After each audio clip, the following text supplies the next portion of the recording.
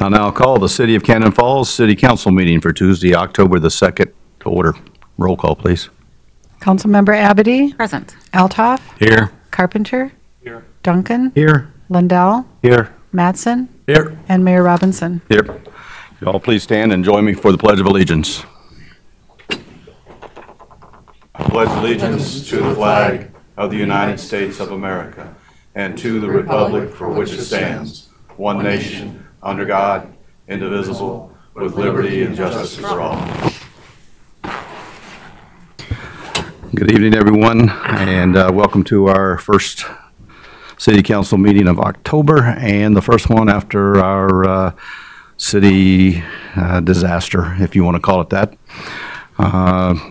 The tornadoes of last Thursday were pretty wild, and I want to say thank you to our police department, our fire department, our public works, our ambulance, our Cannon Falls schools, the city staff, the citizens of Cannon Falls, and all the volunteers that have come forward to help us try to get Cannon Falls cleaned up and back in order. It was amazing how citizens were able to come together to help each other, to try to get stuff to the curb, get stuff to the dump. Everybody's been doing a really good job with that. And unfortunately, sometimes that's what makes a city come together is disasters. And if I missed anybody to say thank you to, I'm saying thank you now. So I just want to say thank you to everybody for coming together to try to get things cleaned up and moving forward. And with that, this time the chair will take a motion to approve the agenda submitted. So moved. Second. Motion by Ken, second by Bill. Any additions? Not? All those in favor? Aye. Aye. Opposed? Move this on to the public input this evening. Citizens may speak to issues not on the agenda. Before speaking, please give your name and address for the minutes. Please limit your comments to 3 minutes. Comments must be pertinent to city business and adhere to data privacy rules. And no employees' names may be used. Personnel attacks will not be tolerated. My name is Babe O'Gorman. First of all, Mike Altoff done a remarkable job. I was kind of worried about him not having the credentials to fulfill the public works supervisor position. Done a really, really good job. And his plate was plenty full before the disaster hit. And when the disaster hit, he really stepped up. The problem I'm having, and it's, Robbie, I called and I talked to you about it, is this thing with you telling the public to put all their stuff out on the street. It made his job tougher. I know that you never conferred with him, and I don't believe you have the authority to do that to start with. And then there's the public works employee that allegedly got his job threatened because he didn't have a seatbelt on and he was talking on his cell phone or whatever the hell he was doing. I really don't care. He's working night and day, these guys. You don't have the authority to do that either, and that is not the proper procedure. I know that. And last but not least, our police department, and I was down and talked to Jeff about it. I don't know what the hell they're thinking. Why we're nitpicking in the middle of a disaster, picking people up. I had one police officer from Goodhue practically ran me off the road for no reason. It's insanity. So it could have been better.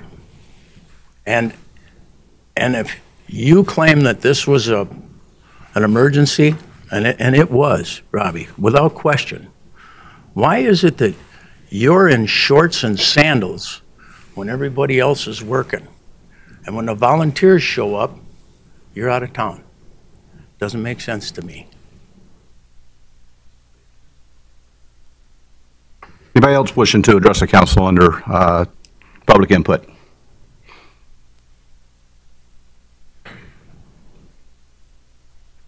Leroy McCusker, 100 Stoughton Street West. I just felt that Tonight, if I didn't come down here and make a few comments on things that I just would not be a good citizen of Cannon Falls. I got to tell you that on my service calls and stuff, I've been involved with a lot of different people with our storm damage and all that stuff. I always heard from people the first couple days was how terrible it was. And oh, that was terrible and this and that, they lost this. But after a couple days, I was telling people the best of small town America is coming out of Cannon Falls right now. People are coming together, they're working together, they're caring about each other. And I said, as much as we had the disaster, it's not really a bad thing when this happens once in a while because it really brings people together. And I just could not sleep well tonight if I didn't come down here and say thank you to the whole group, the council, the staff, our public works, with the lift stations, because that's my background and I know all the sewer and water and the situations with all that, to keep all this working when we have power outages, keep people in water, keep these lift stations going. The public works trucks were going by all the time, even on weekends. Everybody stepped up and went the extra mile. And I don't want to leave anybody out, but whether it was the fire department responding to calls or whether it was our ambulance service helping out at the nursing home, everybody came together. And I'll give you a little example of what small town America does.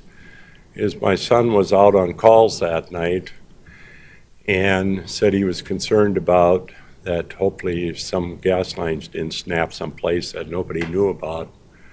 So he was out on call that night till 2 o'clock in the morning. Happened to go by one of our vacant buildings, commercial buildings out on by the Dairy Queen out there, and happened to notice that he thought he seen pipe in the parking lot. And went over there and just thought I better stop and check it. And found out that 2 gas lines were sheared off on the mains over there. Turned them off and just took care of it. And that's the stuff that I know so many people did out there. That could have been a total disaster out there if them gas lines, it's vacant. If the person hadn't found it till the next day, who knows what could have happened.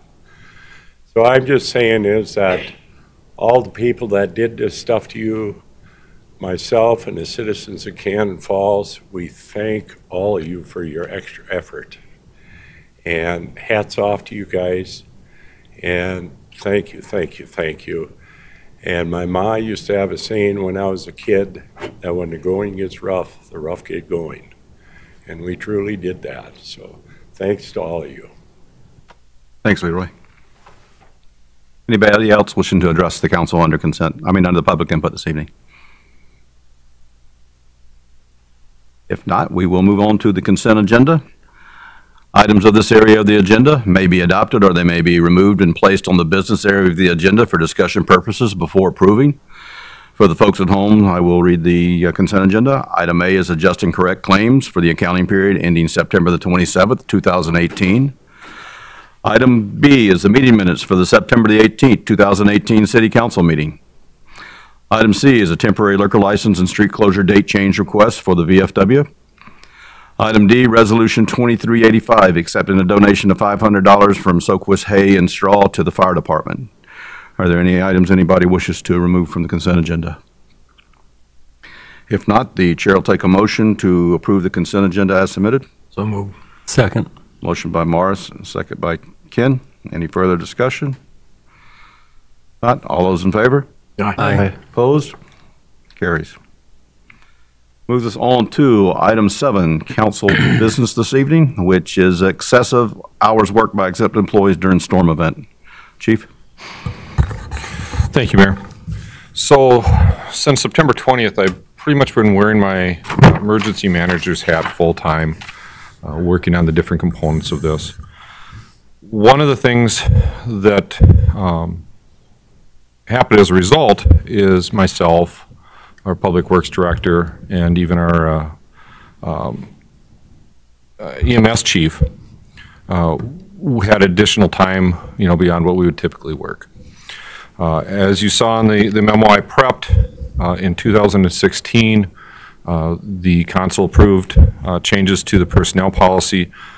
Within that were provisions that allowed the city council to authorize paying the exempt employees for time worked in, I want to make sure I use the right words here, a local emergency, and exempt employees are required to work hours beyond normal to address the emergency. The primary reason for that was a result of flooding. And I can honestly say, after going through this past week, I will take a flood any day. I know where we're going to be wet. I know what we need to do. This was community-wide and required a lot of extra hours for Mike, myself, and our staffs. But this policy was prepared so that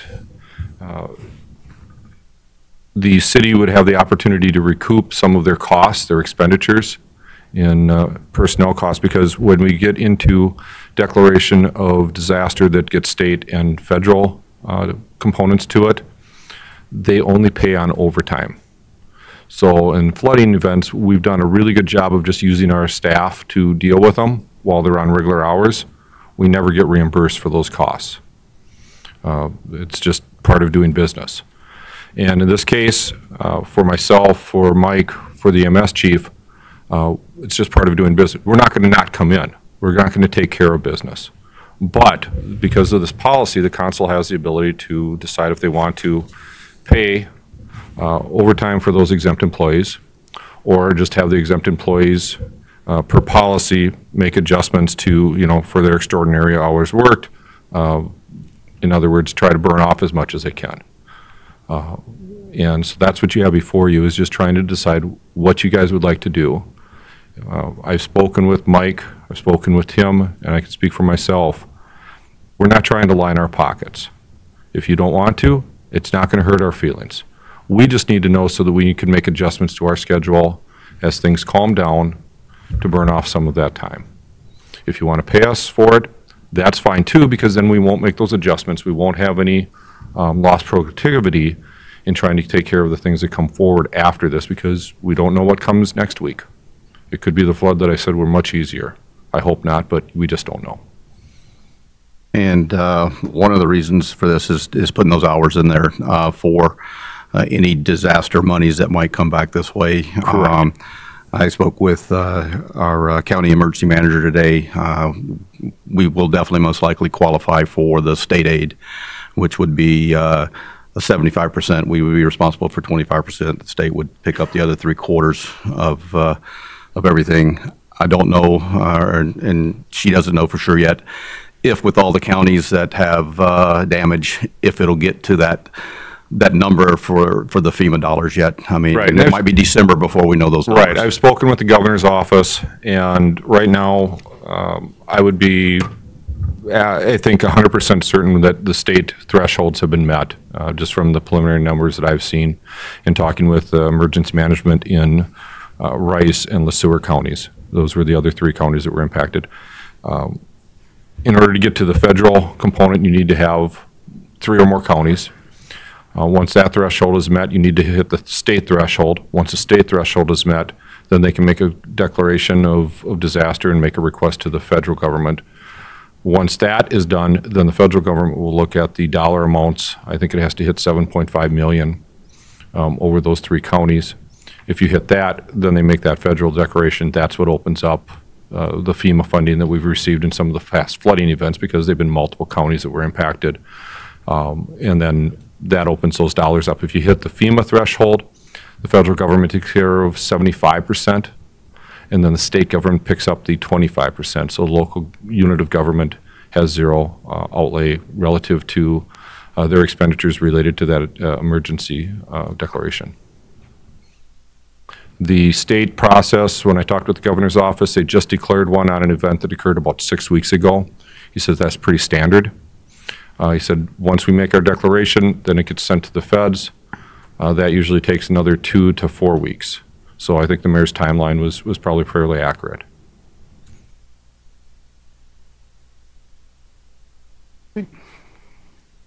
It's up to council on what you want to do on this. I mean, these guys did put in a lot of hours. I know Mike and Jeff, Mike alone, I know, put in a lot of hours from Thursday all the way through late afternoon on Friday afternoon when we made him go home, basically, because the guy was about crawling.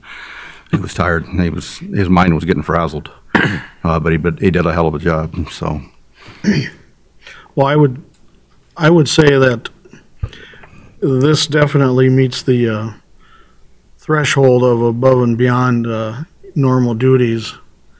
I would certainly like to pay our department heads for any reasonable overtime due to the storm.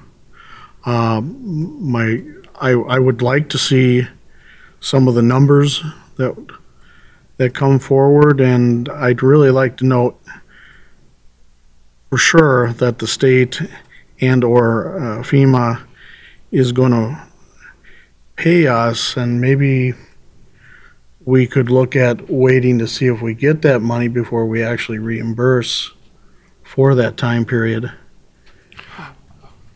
Again, I can't speak for the other department heads, but, certainly if council chose that they wanted to, have us preserve these hours, and then once we get to the point where the state makes the declaration or the feds, then, the council could take a further action to authorize the payment of that. I don't know what Mike's hours, I didn't speak with him, I didn't talk with him. For myself, I was about, 37 hours more than I would normally have, just in that period from the 20th till the 30, whatever I outlined in here, I think it was the 30th, that Saturday, or through Sunday. Through the 30th, yeah. Yep. Right about that? I mean, you could figure those numbers up and then put them so that we would have them in the declaration as far as Yep. that could be provided Yeah, I mean, to the state. From my end, I'm going to start now shifting from the immediate recovery into more of the documentation side. So knowing that council wanted to have those hours included allows me to build that into the documentation that I'm starting to compile for future state and/or federal components. Right. 'Cause like I say, in theory, I'm fine with paying you guys, but I would like to see if we as a city do get some money, and then, And that's entirely what the intent of the policy was that, it wouldn't be an expenditure if it was not going to be a reimbursed expenditure. right. So what you're looking for us is just some direction on if we should wait till we see. If the you numbers, want us but to we just- want it- But we want. Yep, you want us to everything preserve those tracked. hours while we wait for that process. Yep, that's all we're trying to figure out is what direction council wants us to go. Well, I'd go and make a motion that you preserve those hours and then wait till the outcome and see what the state or FEMA provides Okay. for us. Then we'll revisit it again. I'll second that. Okay, a motion by John, a second by Bill for the three department heads to preserve the hours. And once we know what the state or FEMA is going to do, then we will revisit it at that time. I'm just kind of curious as to public's perception. You have people that have supplied manpower, machinery, and worked diligently to help us. Communities, God, I saw many trucks from Red Wing and Inver Grove, and I think one was from Hugo. Okay, but all these people and our own EMS people want to get paid, and you're asking them to volunteer. Now, I just got my agenda Sunday night. My wife prints it off the computer, and Monday morning I saw you, thanks volunteers. But I want more money. That's all I'm telling you. It's kind of a Mike, a question for you. I know on Saturday when we met, before we went out, for the volunteer day, you mentioned too our friends from the other cities to keep track of mileage and hours. And while a lot of cities don't necessarily expect to be compensated, we're trying to keep track, and if we do get state and FEMA aid, that we will reimburse those people. Yep, so the municipalities that we reached out to, so the ones that lined up with me, so have been Red Wing, Pine Island, Inver Grove Heights, and Hastings. Those were lined up with us. I think some other places showed up with some other logos on that weren't in our group, but they were paid employees from their cities that showed up from the municipalities. And then if they provide it to us, which a couple have so far. Afton's tracking, and then she's going to forward all the stuff to me. Then they can get into that FEMA reimbursement, so that we can pay their cities back for the fuel that they used, mileage on their vehicles, hours run on their equipment, and then that they'd pay those employees. So that will be. And we've also hired some contractors on some tree removal. Yep, during the week, we had a few different tree contractors working with us. Ron Safe, Justin Duden, Ryan Murphy, and then a Summit and an outfit out of Farmington has been also working with us, under contract to help us with some of the removal.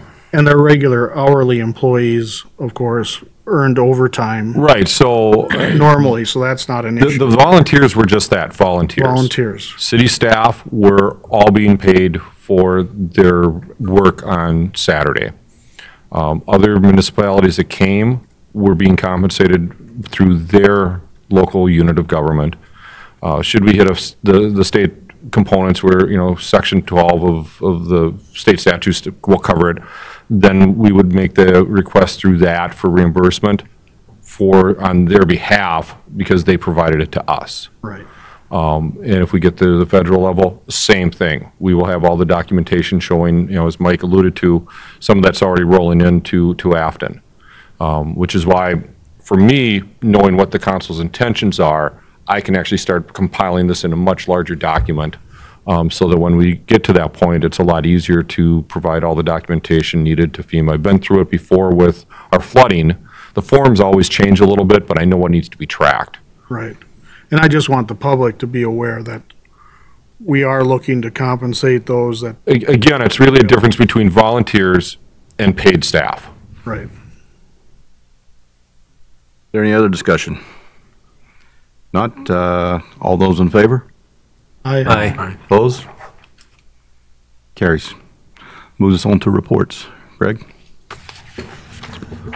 Just an update on the street project. For those who have been over there, you saw we have Minnesota Street and most of the side streets paved last Friday. And hopefully the end of this week, we'll get curb on Mill Street and on Vine, and maybe by the end of next week, those will get paved. And in the meantime, they'll be working on the boulevards along Minnesota Street, getting those ready for sod. So will the wear coat be in the spring then and not the fall? we'll do it yet here towards the end of the month when Okay. everything else is done. That'll be the last thing we'll put on. That helps the guys when they're plowing in the winter, if that wear coat is on.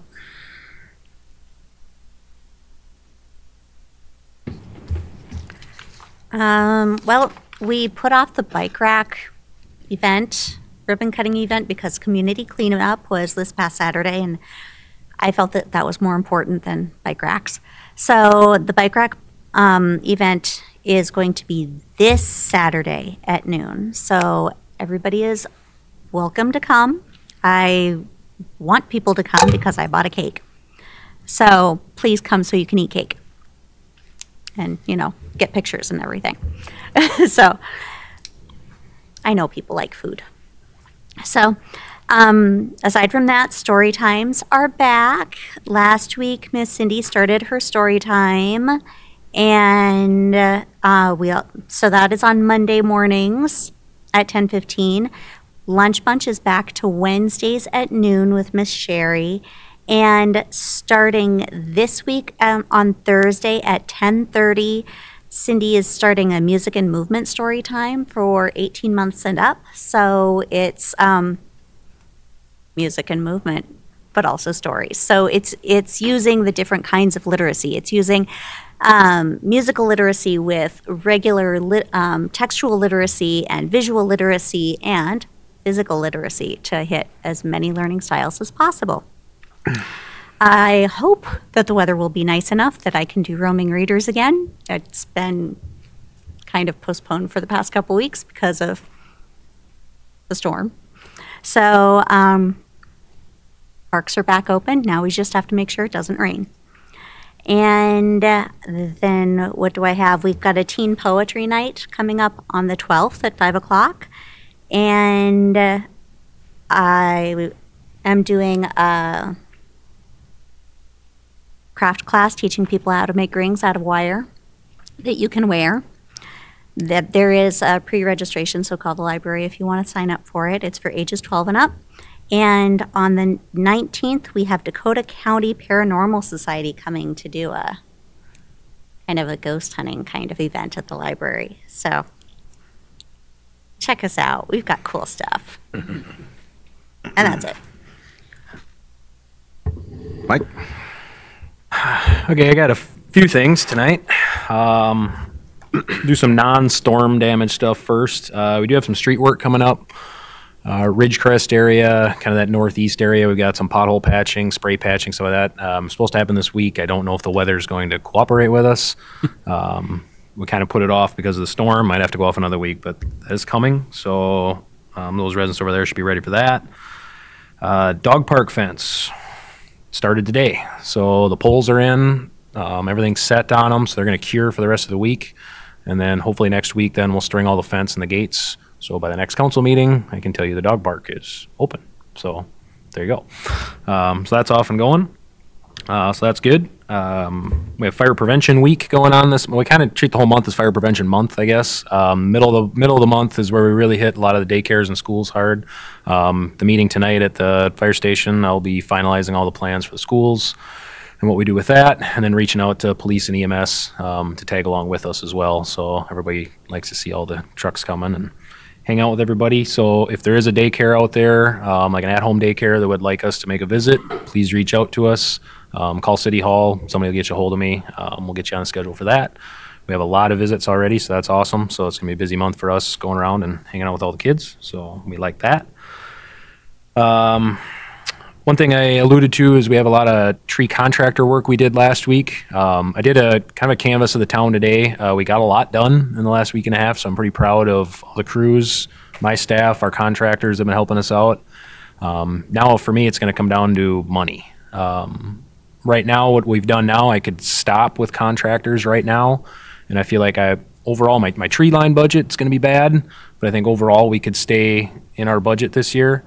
But there's a lot of work to do yet. So I guess I'm kind of looking for a consensus then from the council to kind of keep going.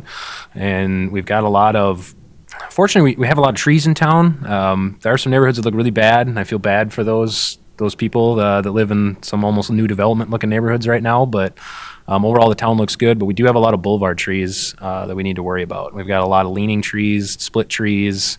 Tops are hanging in them, and our three-person crew I don't think would be able to canvass the town quick enough, to take care of some of those. I don't want to call them a liability, but I feel we should make a quicker effort to get those down. And then if we've got state funding coming, now is the time to spend that money so we can put that in. So I guess I'm kind of looking at, I really don't know a dollar, I guess, amount yet. I drove around last week with our League of Minnesota Cities insurance rep. He threw some figures out there for me. I don't really want to say that because I don't want the tree companies to start gouging us.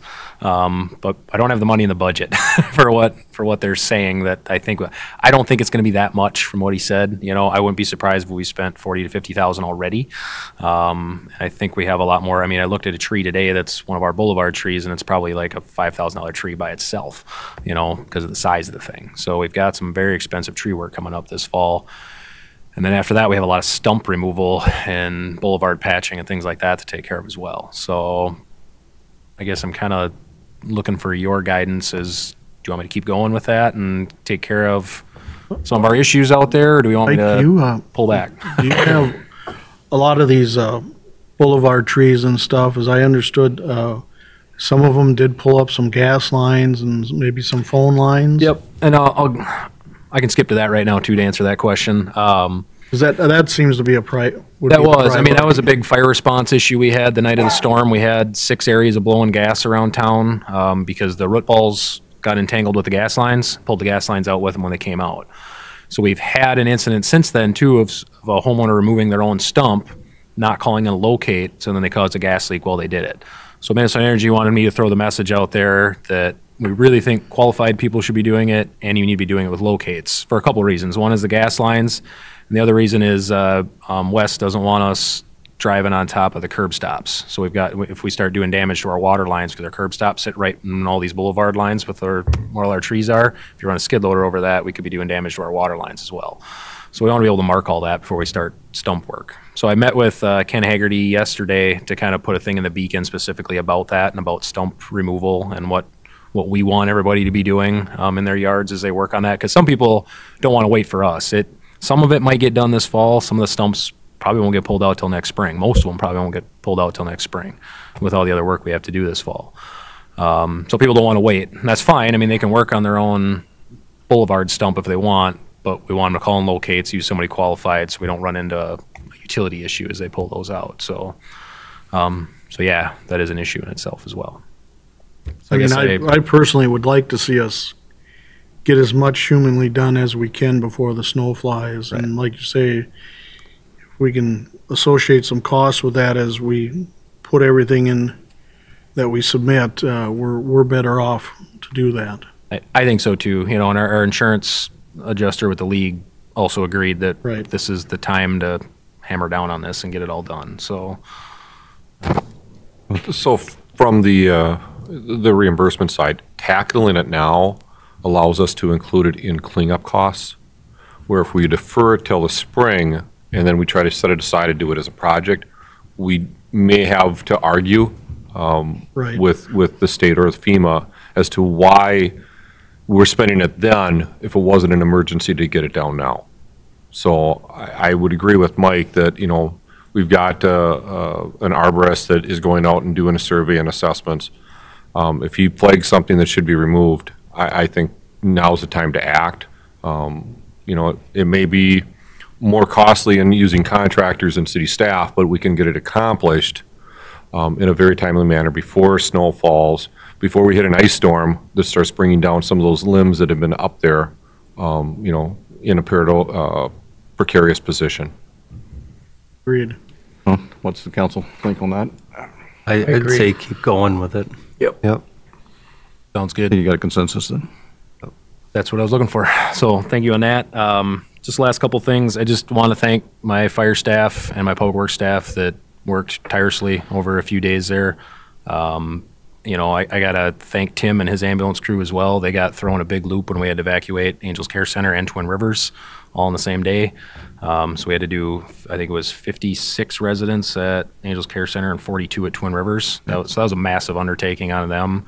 Twin Rivers was tough because the elevators didn't work. Yeah, we're talking about that in this, but, you know, the Twin Rivers evacuation was probably the easier of the two. Yeah. Because of that. I mean, it's a single level complex, where at Twin Rivers, you know, a lot of the patients that, you know, needed to have assistance getting out were on the 4th floor, and so they had to use stair chairs. And so we were very fortunate to have the EMS task force still available, so that we didn't burn out Mike's guys and Tim's people in doing that. And we had Randolph Hampton come over the night of the storm and Saturday night to help with that. So I definitely want to thank those guys. Well, it was pretty amazing to see I went up to the school and all the ambulances. I mean, I even saw one not only from the Metro, but I saw one from St. Charles. And I was like, wow. Yeah, we went from the Rochester to the Metro is where we canvassed to get all the ambulances to do that. And that was honestly, that was all Tim that worked on that. So I wish he was here. I could pat him on the back, but he did amazing, you know, that day with all that he handed to him. So that's good. Last couple things I've got, you know, I want to thank Wes with his water and wastewater guys. We got lucky that power stayed on the north side of town, so our wells were still running the whole time. We do have a generator on one, but that made that part easy to keep the water pressure for everybody. But they worked tirelessly for a couple days there, keeping the lift stations going to keep the sewer flowing. Most of them, we have to go to one by one with a portable generator and turn them on and give them a flush out and keep the sewers going. So those guys had a good system going. Josh did a great job down at the brush dump. A lot of people were giving him praises on Facebook. He worked pretty tough down there for a couple days keeping the brush dump going. So got to thank him for that. And then the last thing is parks. So Eastside Park, I could say is open today. We finally got the power line off the ground in there and the trees out of the way. Most of our parks are pretty good right now. There might be a tree limb or something like that, so we ask people to stay away from that. The only park we have closed right now still is Lower Hannah's Bend. We got a lot of equipment down there. We got some big cottonwoods and stuff we're still working on down there, and the weather isn't going to help this week because the park will be pretty soft, so we don't want to tear it up too bad, so it might get bumped out to next week. So right now I'm going to say Lower Hannah's Bend is still closed until further notice. So I think that's, Jeff, you can talk about maybe the volunteer day. I got the stats on that. Okay. So, Council, I included you in all of the press releases that were put out over the course of the last week. But for you and for the public, I kind of wanted to give a rundown because we prepare the packets before the weekend. I decided not to include this in packet, so I'll just cover it for you. So essentially on September 20th at approximately 7 p.m. the city of Cannon Falls was impacted by a storm that moved across the region. The storm resulted in downed trees, power lines, with about half of our community without power.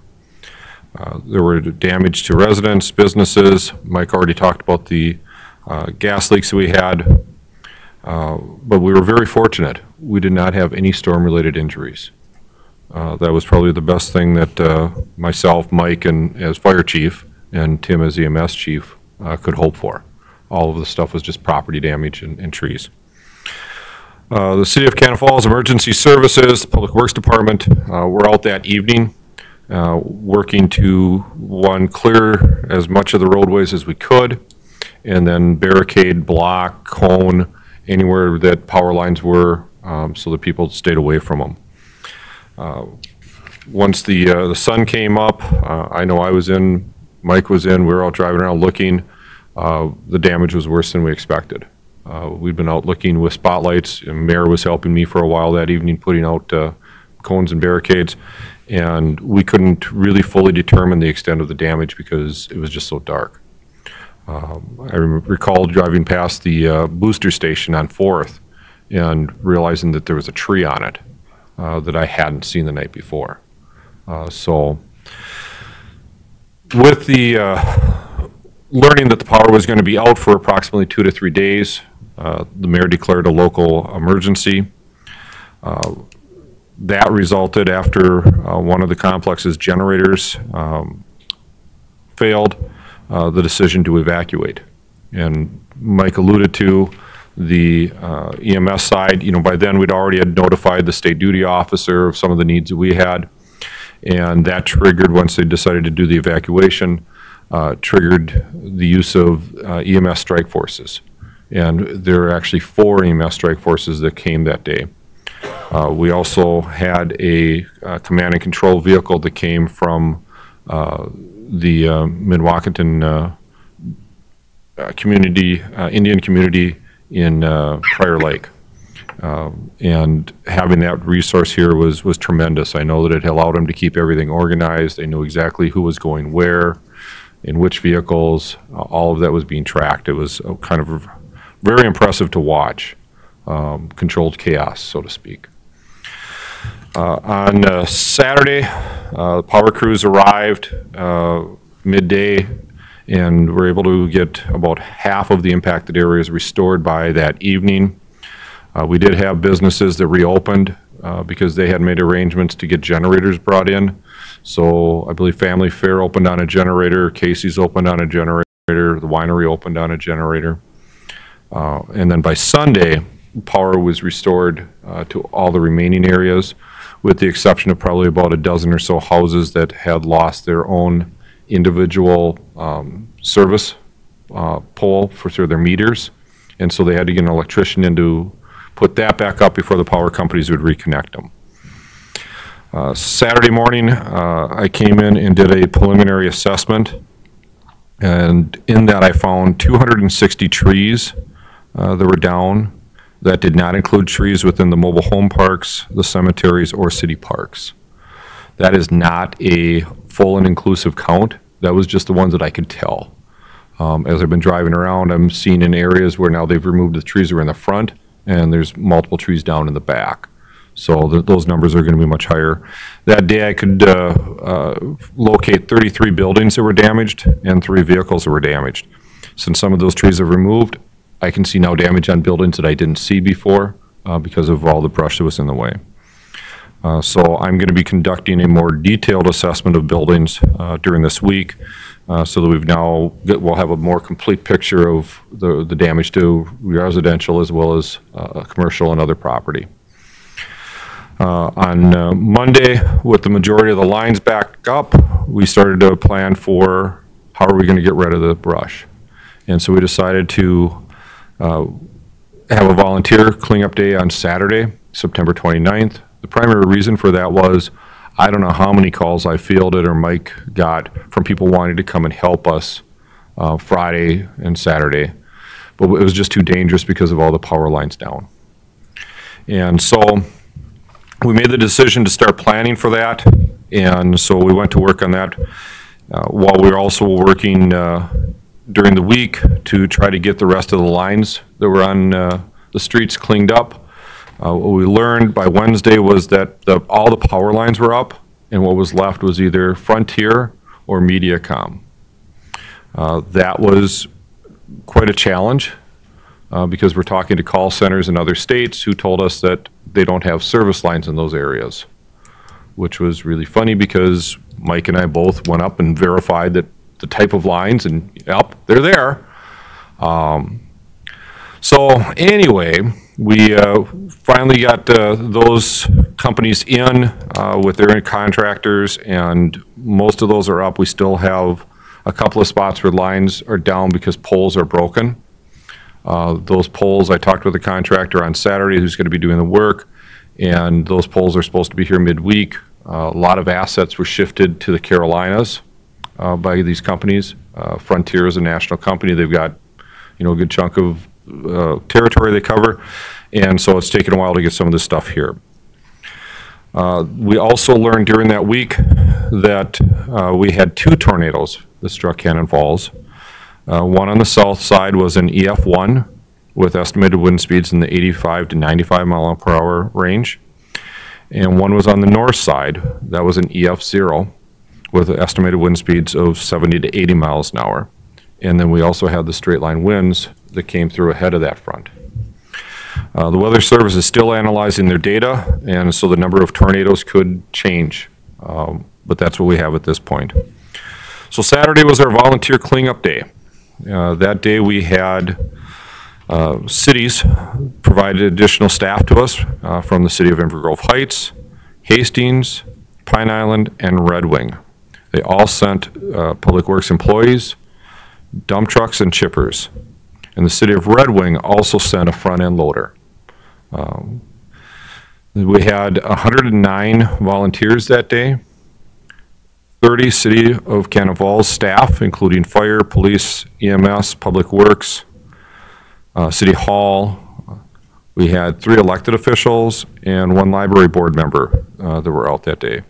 Sense to Serve was also here, and I don't know what the size of their crew was, Mike. Was it They had 8 to 10? 8 of them. 8?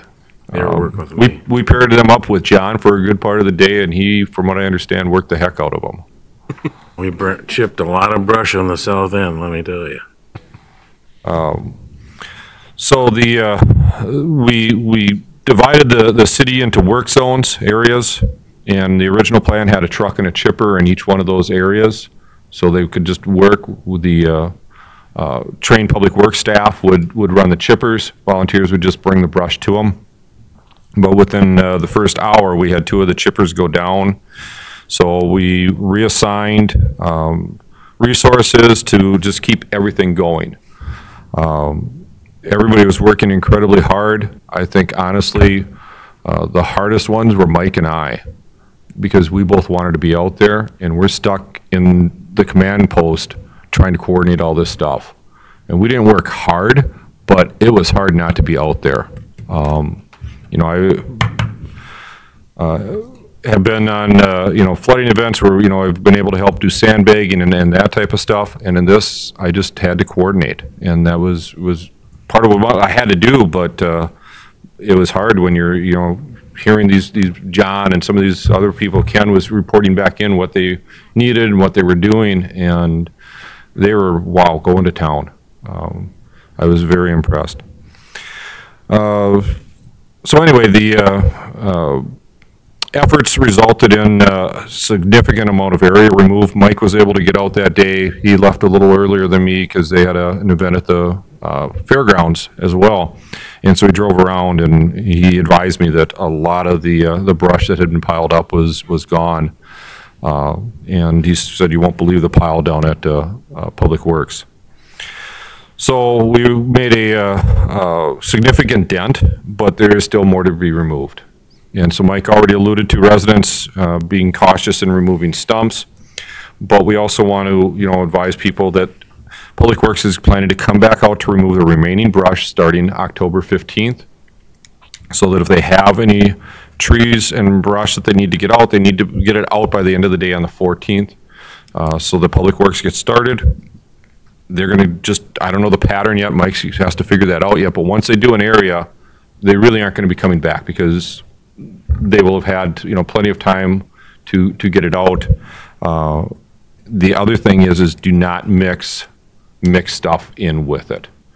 You know, we don't want people trying to get rid of their swing sets, their couches, old, you know, appliances. This is not the time, just brush. So if Public Works pulls up, they start pulling your pile apart and find stuff in it, they're not going to take it. It's just going to be left, and that'll be the homeowner's responsibility to dispose of then. And the other thing I want to let people know is if they don't have the means to move brush to the curb, to contact the police department. Through this process, I've been connected with crisiscleanup.org, which is a website that allows me to post up locations that need volunteer assistance, and then volunteers can claim that project and come out and do it. And so this afternoon I went and checked an address down on the south end of the city. They've got a lot of stuff already cut up, but what's cut up is just too heavy for them. And they're, you know, older in age, and so I'm going to put this up on the site. All they're looking for is people that can move, you know, this stuff out to the curb. And so what we're going to do is try to make an assessment of what it is and how much it is, so that volunteers know what we're looking for, and hopefully we can get them connected. I also want to thank the following for their donations. College City Beverages provided 10 cases of water and wristbands. Prairie Island Indian Community provided 2 message signboards for us to use. Ace Hardware in Cannon Falls provided a discount on the tent rental. Merchants Bank provided hot dogs, buns, and chips. We gave those to the Salvation Army to use with their canteen. The Red Cross provided us cots and blankets during the evacuation of the care center, as well as 20 rakes, masks, and garbage bags for the volunteer cleanup day. Salvation Army came with a canteen vehicle. Anybody that was down there saw it. They did a fabulous job. They took care of hot coffee and hot chocolate in the morning, water, snacks, hot dogs, chips. It was great. It took a huge load off of us in trying to take care of the volunteers that were coming in. Salvation Army canteen vehicle took care of all of that for us. Catholic United Disaster Recovery came. They provided us with gloves, earplugs, safety glasses, cleaning wipes, and they had a whole lot of other stuff. If we would have gotten people that were trained sawyers, they had the saws and stuff that could be used if they needed them. And CNS Vending brought us a basket full of snacks for the volunteers. Totally out of the blue. Walked into the tent at one point during the morning, and I see this box or basket of stuff, and I'm like, what is this? And it's got ribbons hanging on it. And it wasn't until the end of the day that I saw there was also a card tucked on there, and it was from CNS Vending. So very much appreciative for that support. And then, of course, I want to thank the Cannon Falls School. On Friday, we found ourselves in need of a building for shelter, to set up a shelter in. And they agreed to let us use the field house. As it turned out, the shelter became a transload point. So the residents were taken there and then shipped off because they were going to be multiple days. And so it didn't really fit our ability because they were running on a generator. And we didn't want to be long-term in that location in case their generator were to fail. So, and then of course, I just want to thank anybody I may have missed. I've got a pretty good list going, but if I missed you, please let me know because I want to personally thank you for your assistance.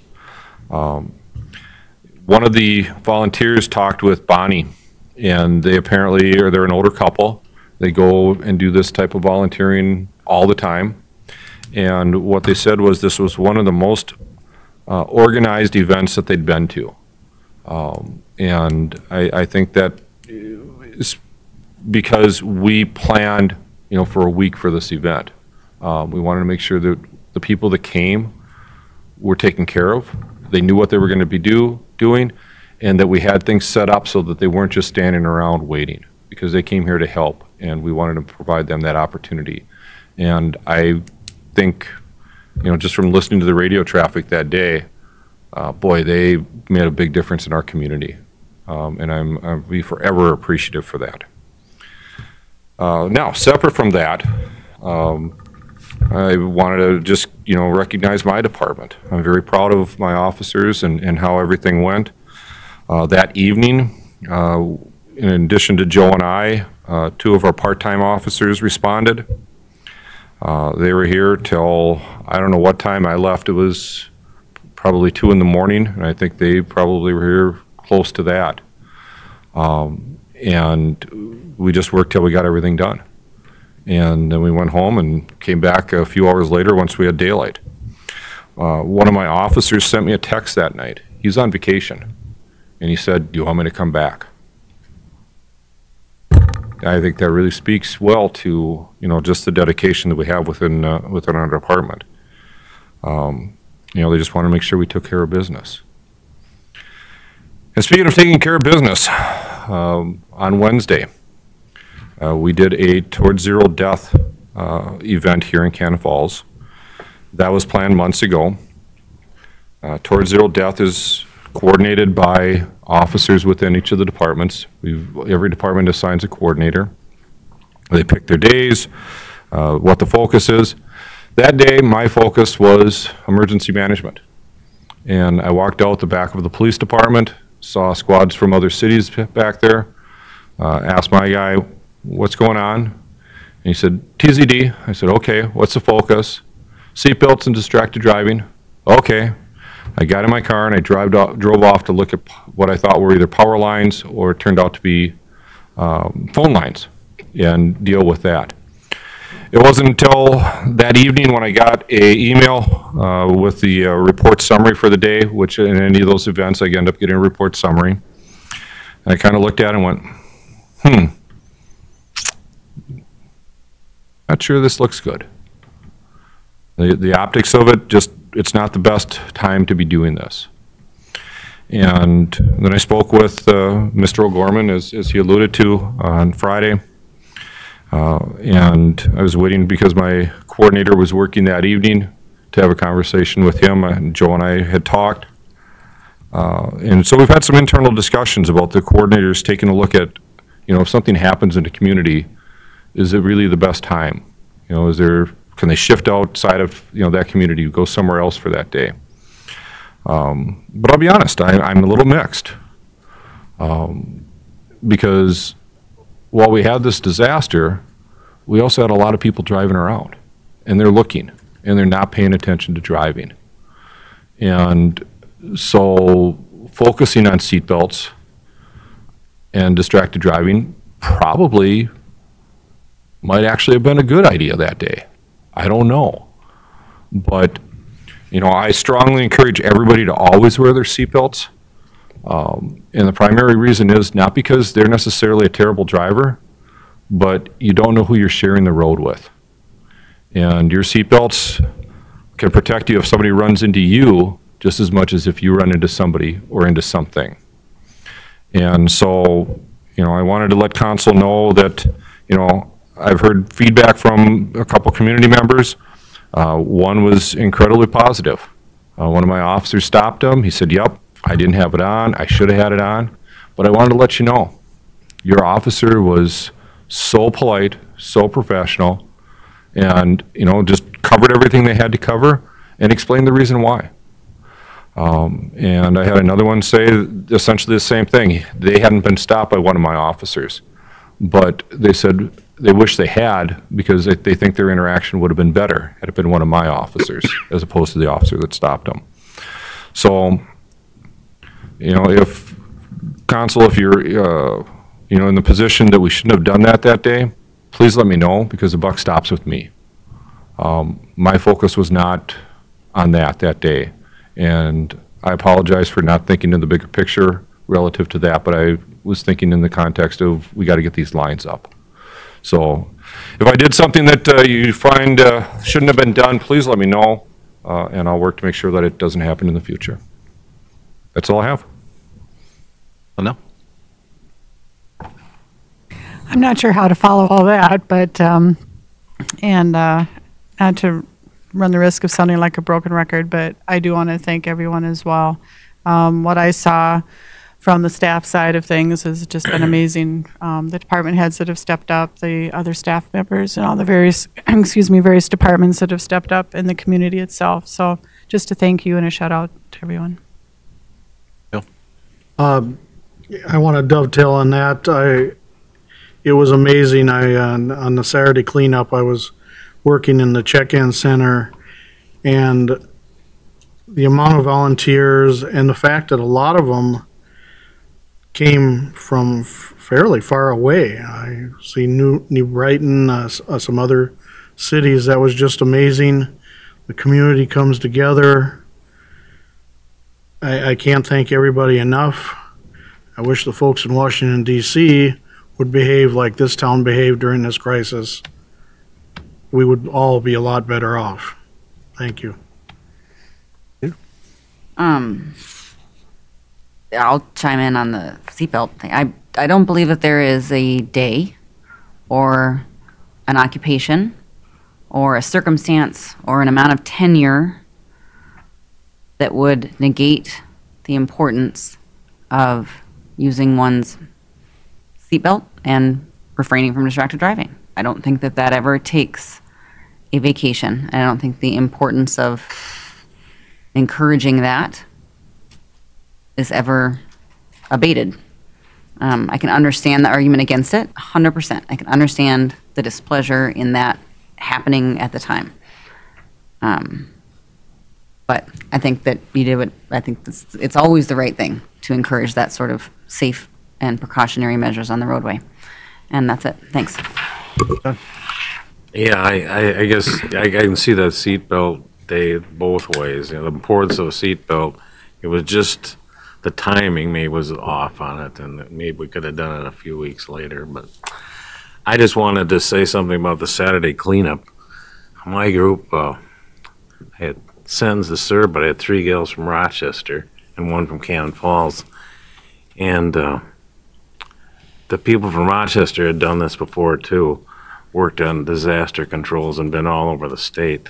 And they did say that it was probably the most organized effort they had seen. And I kudos to the Public Works and the staff. I mean, to hear that, it made me feel really good. Eric? Yeah, again, you know, I want to thank the fire department, city works, police department, all the volunteers. They did a great job, the community. I spent a lot of my Friday, my wife works at the Gardens, so I was there and at the school helping out with some of that, and watching their staff and, you know, the ambulances and from all over, like St. Charles, I saw Hennepin County, Rochester, all over. Just watching all that and everyone work together was really good to see, so thanks to them too. Yeah, it was great to see all of the city staff out there working. Thank you very much. And Officer Tim was busy that Saturday bringing water around to everybody so that we could actually stay out instead of having to come back over to the main center and to get something to drink. So let us keep on working on that. Yeah, I know that we had one area where they didn't want to stop. Nate was actually loading up hot dogs and chips and everything to take out to them, and then they finally decided they'd come in and eat. But yeah, making sure everybody stayed hydration was one of our biggest concerns. That's actually why we had the that and potential for injuries. You know, the ambulance crews were all just driving around doing the same thing. We kept their rigs full with water as well. And then just to back up a couple days, we were actually having our park board meeting the night of the storm, and we'd gone to the fire hall which is probably the best place we could have moved to. But it was an abbreviated meeting. We talked about a few things, but since we didn't have a quorum, no decisions could really be made on that stuff. So maybe this next time we'll have a quorum and take care of some of this dog park stuff.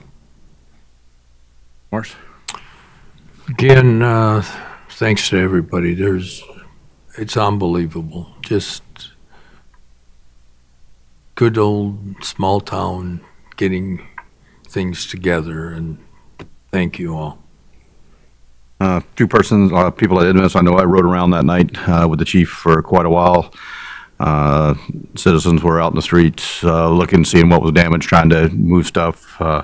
People were already out with chainsaws and everything else that night, doing what they could to try to clear roads and everything else. I know I was south of town doing a presentation and ended up having to come around to get into town, went and changed clothes and came back and rode around with the chief that night.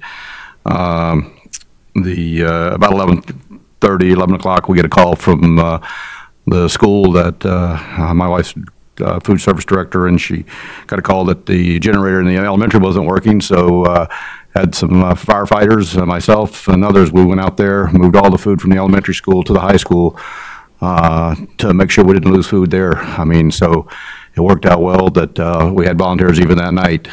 Friday morning, I was back up,